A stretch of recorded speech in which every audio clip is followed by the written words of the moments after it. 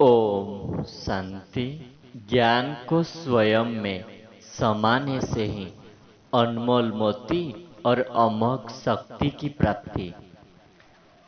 सभी संगम युगी श्रेष्ठ आत्माएं इस समय चातक के समान है।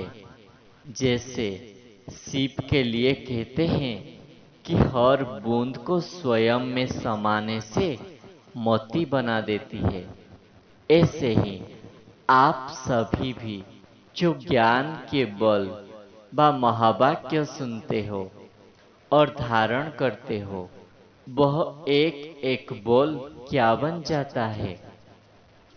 आप भी उसे मति बना देते हो और यहाँ एक एक बोल पदमपति बनाने वाला बन जाता है। एक एक बोल अमूल्य तब बनता है जब उसे धारण करते हो। जैसे चातक बूंद को धारण कर लेते हैं, वैसे ही आप भी इस ज्ञान को सुनकर समा लेते हो। समाने का प्रत्यक्ष स्वरूप क्या दिखाई देता है। ऐसे हर संकल्प, हर बल और हर कर्म पद्मों की जमा करने का आधार बन जाता है।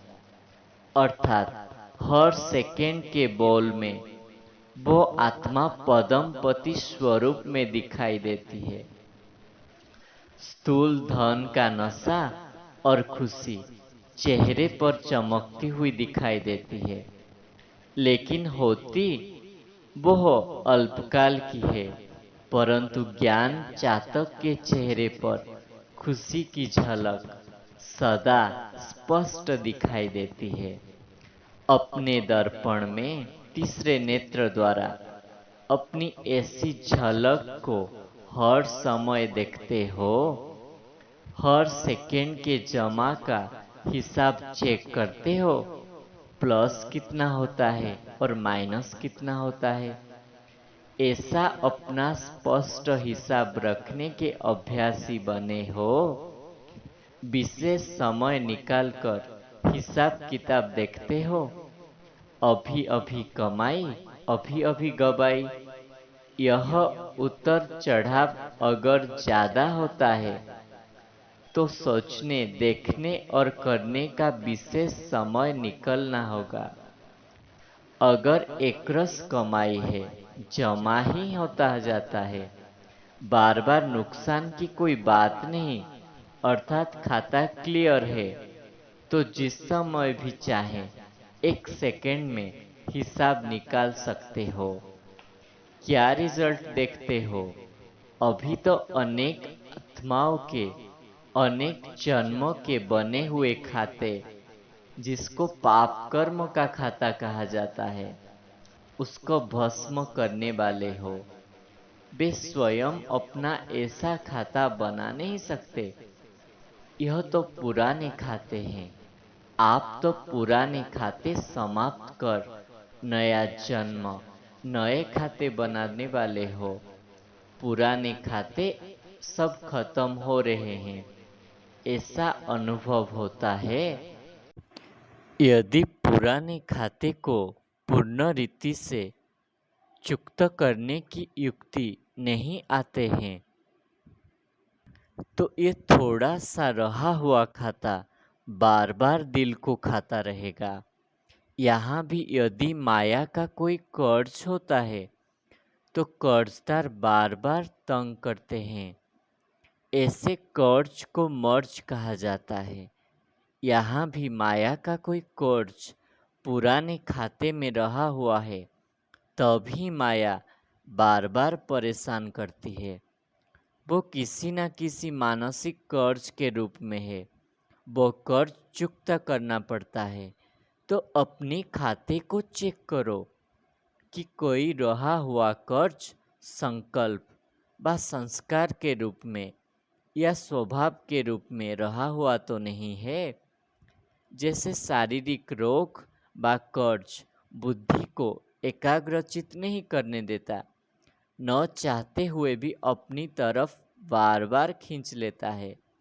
ऐसे ही यह मानसिक कर्ज का मर्ज बुद्धि योग को एकाग्र नहीं करने देता, बल्कि विघ्न रूप बन जाता है।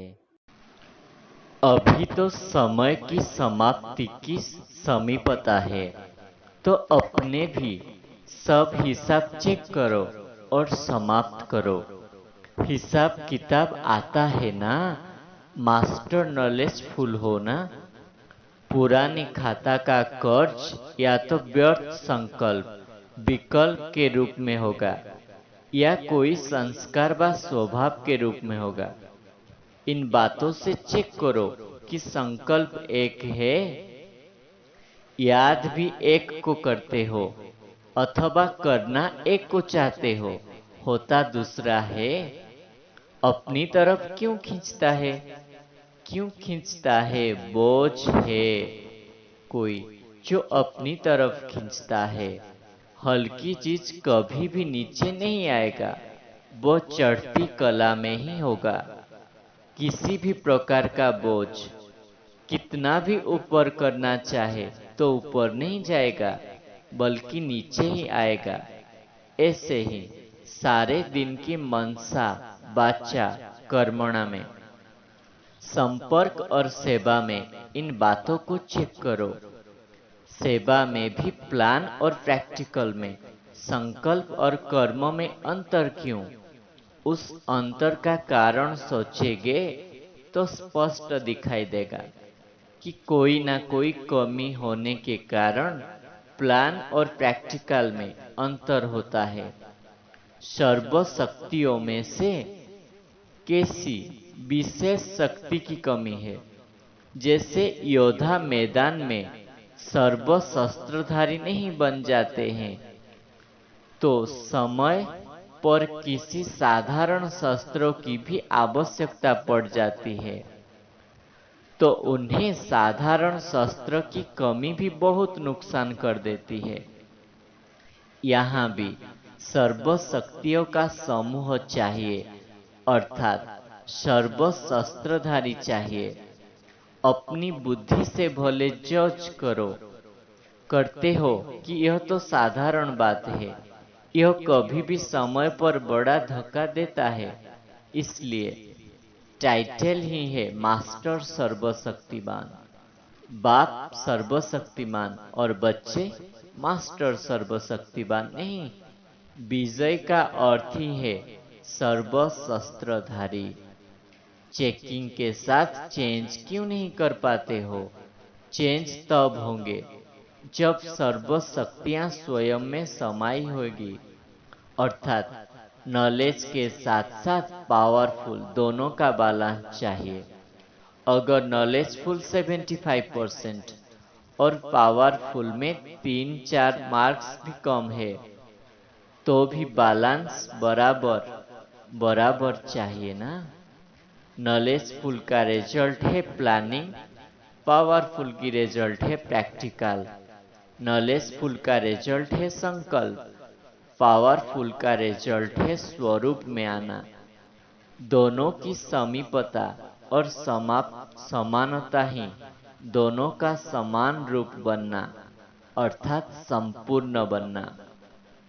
योग में और सेवा में जितना समय स्वयं को बिजी रखेंगे, तो ऑटोमेटिकली कर्जदार को आने की हिम्मत व फुर्सत नहीं मिलेगा।